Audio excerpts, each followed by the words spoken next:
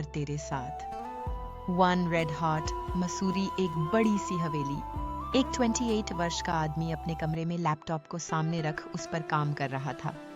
चेहरे पर रोब, गुस्सा और देखने में तो मानो कहीं का राजकुमार हो, बहुत हैंडसम। एक बार कोई उसे देखे तो देखता रह जाए। वो काम कर रहा ही था कि अचानक उसका फोन बजा। उस पर शो हो रहे नंबर को देखकर उसने एक लंबी सांस ली और फोन उठाया और हेलो बोला। तभी दूसरी तरफ एक कड़क आवाज आई, मैं तुम्हें कब से फोन कर रहा हूं, तुम मेरा फोन क्यों नहीं उठा रहे हो आरव? आरव नफरत और गुस्से से बोला, देखिए मिस्टर प्रताप, मैं इतना फ्री नहीं कि आपसे बात करूं। तभी प्रताप रघुवंशी बोले, देखो आरव, मुझे अच्छे से पता है कि तुम मुझसे बहुत नफरत करते हो, पर मैं तुम्हारा पिता हूं। मैं बस इतना चाहता हूं कि तुम अपनी जिंदगी में खुश रहो, इसलिए मैंने तुम्हारे लिए एक रिश्ता देखा है। मेरे दोस्त सुनील को तो तुम जानते हो, उनकी बेटी रश्मिका काफी सीधी और सुलझी लड़की है, एक अमीर खानदान से भी है।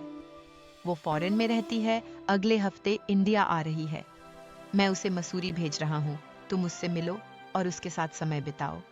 वो इसके आगे कुछ बोल पाते कि आरव नफरत और गुस्से में बोला, देखिए मिस्टर प्रताप, आप अपने काम से काम रखिए और मेरी चिंता करने की जरूरत आपको नहीं है। और एक और बात, आज के बाद मेरे पर्सनल नंबर पर फोन मत करिएगा। और रही बात शादी की, तो आपको मेरी या मेरे से जुड़ी किसी भी चीज के बारे में सोचने की जरूरत नहीं। इतना कहकर उसने फोन काट दिया। दूसरी तरफ mister Pratap, hello hello Aarav. पर आरव ने फोन काट दिया था। उन्होंने एक लंबी सांस ली और मन में सोचा, माना बेटा कि मुझसे एक गलती हो गई, पर क्या इस गलती की इतनी बड़ी सजा है कि तुम आज मुझसे इतनी नफरत करते हो कि मेरी शक्ल भी देखना तुम्हें मंजूर नहीं? आज 20 साल हो गए तुम्हें देखे, पर तुम्हारी नफरत है कि बस बढ़ती जा रही है। माना कि मैं कभी अच्छा बाप नहीं बन सका तुम्हारे लिए, पर मैं क्या करता? तुम्हारी माँ के जाने के बाद मुझे यहाँ आना पड़ा और उसके बाद मैंने शादी कर ली। पर मैंने सोचा कि तुम्हें इस समय माँ के प्यार की जरूरत है, पर तुम तो मुझसे इतनी नफरत करने लगे कि 20 साल में मुझे आज तक कभी फोन तक नहीं किया। वो ये सब सोच ही रहे थे कि तभी एक औरत वहां आई और बोली, क्या हुआ, उसने बात की? तभी मिस्टर प्रताप गुस्से से बोले, नहीं, फोन काट दिया। तभी वो औरत बोली, आप टेंशन मत लीजिए, शायद एक बार आरव रश्मिका से मिले तो उसे समझ आए कि वो उसके लिए अच्छी है, फिर हम उन दोनों की शादी करा देंगे। वैसे भी वो एक अमीर खानदान से है और अपने पापा की इकलौती बेटी है। यह सुनकर प्रताप जी सिर हाँ में हिलाते हैं, पर तभी उनकी बीवी बोली, पर हम देर नहीं कर सकते, वैसे भी अब आरव 28 का हो गया है, हमें अब उसकी शादी करवा देनी चाहिए, वरना कहीं देर ना हो जाए रश्मिका और आरव की शादी के लिए। मिस्टर गुप्ता, रश्मिका के पापा से अगर हमें वो 500 करोड़ का प्रोजेक्ट चाहिए तो। तभी मिस्टर प्रताप बोले, सही कह रही हो तुम, हमें रश्मिका को मसूरी भेजना होगा, हम इस डील को हाथ से जाने नहीं दे सकते।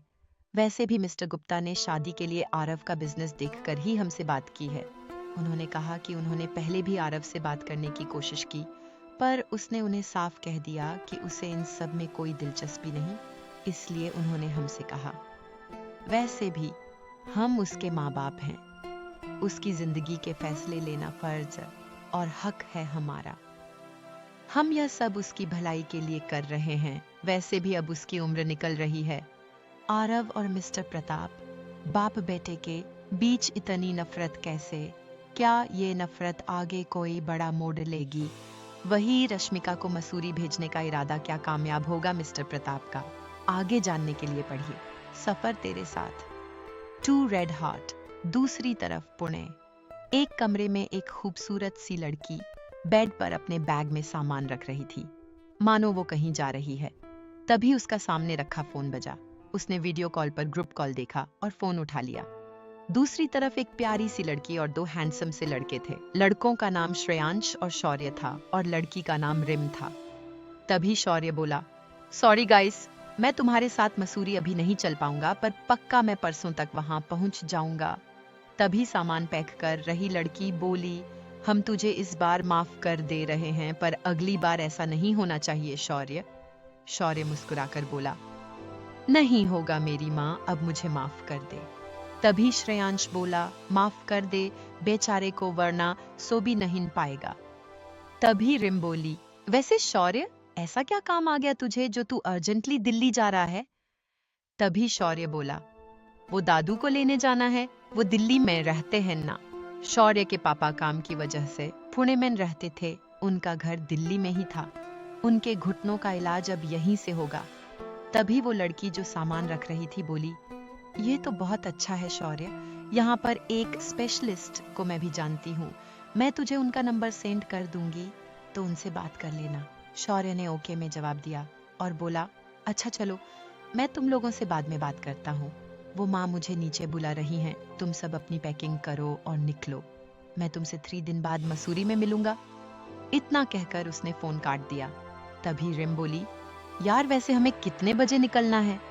तभी श्रेयांश बोला, शाम 4 बजे की ट्रेन है हमारी। तभी सामान पैक कर रही लड़की बोली, अच्छा चलो, तुम दोनों भी अपनी पैकिंग करो, हम 3 बजे श्रेयांश के घर मिलेंगे। श्रेयांश के घर से स्टेशन का रास्ता बस 30 मिनट की दूरी पर था। तभी रिम बोली, ओके बाय। इतना कहकर रिम ने भी फोन काट दिया। तभी श्रेयांश सामान पैक कर रही लड़की से बोला, दिशा, तूने सारा सामान रख लिया है ना? दिशा बोली, हाँ बाबा, मैंने सारा सामान रख लिया। श्रेयांश बोला, चल अच्छा है, ये मत भूलना तुम लोग कि हम वहाँ किस लिए जा रहे हैं, हमें वहाँ पर अपना काम भी करना है, पता चला घूमने के चक्कर में तुम लोग काम ही भूल जाओ। तभी दिशा बोली, तू टेंशन मत ले, कुछ नहीं भूलूंगी, सारा सामान मैंने पैक कर लिया है। दिशा, हम अपने प्रोजेक्ट के लिए मिस्टर रघुवंशी को मना लेंगे ना? तभी श्रेयांश बोला, बस भगवान करे ये मीटिंग सक्सेसफुल रहे। तभी श्रेयांश फिर बोला, अच्छा चल, मैं भी पैकिंग कर लूं, बाद में बात करेंगे। इतना कहकर उसने फोन काट दिया। फोन कटते ही दिशा वहां बेड पर लेट जाती है और मन में सोचती है, पता नहीं क्या होगा वहां पर। प्लीज भगवान जी हमारी मदद कीजिएगा, आप जानते हैं ना कि ये प्रोजेक्ट हमारे लिए कितना जरूरी है। बस मिस्टर रघुवंशी को ये पसंद आ जाए। बहुत मुश्किल से उनके साथ ये मीटिंग फिक्स हुई है। दिशा एक आर्टिस्ट थी, वो अपनी बनाई कलाकृतियां बड़े मुकाम तक लेकर जाना चाहती थी। वो ये सब अपने सपने के लिए कर रही थी। उसका सपना था कि वो खुद का एक एनजीओ खोले। और आरव एक बहुत बड़ा बिजनेसमैन था। आरव एक नए प्रोजेक्ट पर काम कर रहा था जिसमें उसे एक मैनेजर्स की टीम चाहिए थी। दिशा इसलिए आरव के साथ काम करना चाहती थी और इसमें उसके दोस्त उसकी मदद कर रहे थे। कैसा होगा दिशा का नया सफर और कैसी होगी उसकी और आरव की मुलाकात, जानने के लिए पढ़िए सफर तेरे साथ, 3 रेड हॉट ट्रेन। इस समय शाम के 6 बज गए थे। दिशा, रिम और श्रेयांश एक साथ थे। रिम श्रेयांश के साथ बैठी बात कर रही थी और दिशा अकेली बैठी खिड़की से बाहर का नजारा देख रही थी। वो मन में सोच रही थी, पता नहीं कैसा होगा आगे का मेरा सफर, बस भगवान मेरा मसूरी जाना सफल हो जाए। दूसरी तरफ आरव रघुवंशी एक अंधेरे कमरे में एक बड़ी तस्वीर के सामने खड़ा था और अपने अतीत के बारे में सोच रहा था। उस तस्वीर में एक 28 साल की औरत अपनी गोद में एक 7 साल के बच्चे को लेकर बैठी थी। तभी आरव के पीछे से 55 साल की औरत आकर उसके कंधे पर हाथ रखकर बोली, आरव बाबा, आप ठीक है ना? तभी आरव पीछे मुड़ा और बोला, आप दाई माँ, आप कब आई? आप गांव से आने वाली थीं, पहले बताया होता तो मैं किसी को भेज देता। तभी वो औरत बोली, बाबा, मैं बस अब भी आई हूं और रास्ते में रिक्शा मिल गया तो खुद ही आ गई। तभी वो बोली, आरव बाबा, वो बड़े साहब का फोन आया था, उन्होंने इतना ही बोला था कि आरव देखिए दाई माँ, अगर आप मुझसे शादी की बात करने वाली हैं तो मैं आपको साफ साफ कह देता हूँ कि मुझे कोई शादी नहीं करनी, और रही बात आपके बड़े साहब की, तो उनसे मेरा कोई रिश्ता नहीं, तो प्लीज मेरे सामने उनकी बातें मत किया करिए। तभी दाई माँ फिर बोली, देखिए बाबा साहब बस आपकी भलाई चाहते हैं और रश्मिका बिटिया बहुत अच्छी हैं, उनके साथ आपकी। वो फिर आगे बोल पाती उससे पहले आरव नफरत से बोला, मुझे नहीं जानना कि वो कैसी हैं, और मुझे बहुत अच्छे से पता है कि मिस्टर प्रताप को मेरी भलाई क्यों चाहिए और उन्हें मेरी इतनी परवाह क्यों है। अपने बिजनेस में अब उन्हें कोई फायदा नहीं हो रहा है, इसलिए मेरी शादी के पीछे पड़े हैं ताकि उन्हें मिस्टर गुप्ता से वो करोड़ों का प्रोजेक्ट मिल जाए। पर मैं ऐसा होने नहीं दूंगा और प्लीज दाई माँ, मेरे सामने दोबारा उनका या उनसे जुड़ी किसी भी चीज का नाम मत लीजिएगा। इतना बोलकर वो वहां चला गया। उसके जाते ही दाई माँ मन में बोली, पता नहीं क्या हो गया है बाबा को, पता नहीं किसकी नजर लग गई। बाबा पहले कितना खुश रहते थे जब बड़ी मालकिन थी, पर उनके जाते ही सब बिखर गया। कितने साल हो गए बाबा आज तक कभी हंसे तक नहीं।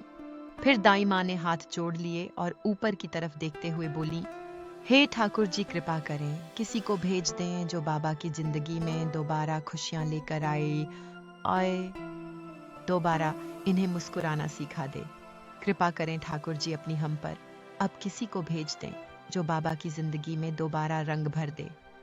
इतना ही कह उन्होंने अपनी आंखें बंद कर लीं। दूसरी तरफ आरव अपने कमरे में था और मन में सोच रहा था, मेरी जिंदगी में मैं किसी को आने भी नहीं दूंगा। मेरी जिंदगी में किसी भी लड़की की कोई जगह नहीं है। दूसरी तरफ दिशा जो आंखें बंद करके बैठी थी, उसे अचानक हिचकी आने लगी। तभी रिम दिशा को छेड़ते हुए बोली, क्या बात है मैडम जी, लगता है आपको वो याद कर रहे हैं। तभी दिशा बोली, मुझे याद कर रहे हैं? कौन? तभी रिम उसके बगल में बैठते हुए बोली, अरे वो जो आपका मसूरी में इंतजार कर रहे हैं। तभी दिशा बोली, मेरा इंतजार कर रहे हैं? कौन? इतना बोलकर वो सीरियस होकर रिम को देखने लगी। तभी रिम बोली, तुम्हारे होने वाले वो। आगे रिम कुछ बोल पाती, उससे पहले दिशा गुस्से में बोली, शट अप रिम। यह सुनकर रिम जोर से हंसने लगी और हंसते हुए उसने श्रेयांश को हाई फाइव दी। श्रेयांश भी दिशा का चेहरा देखकर हंसने लगा। तभी दिशा गुस्से में उन दोनों को मारते हुए बोली, बहुत हंसी आ रही है ना तुम दोनों को। तभी रिम वैसे बोली, तूने किसको सोचा? तभी दिशा उसे मारते हुए बोली, बताऊं तुझे कि किसको सोचा? क्या होगा कभी आरव को प्यार और कैसा होने वाला है दिशा का नया सफर जानने के लिए पढ़िए सफर तेरे साथ। आगे का भाग पढ़ने के लिए फॉलो करें और शेयर करें। और हाँ, मेरी कहानी को अपना फीडबैक देना मत भूलिएगा, कमेंट करें। विल्टेड फ्लावर, लेखिका शिवांगी। और अगर आपको मेरी लिखी कहानियां पसंद आएं तो प्लीज मेरी और कहानियां भी पढ़ें। रेड हार्ट पढ़ने के लिए शुक्रिया।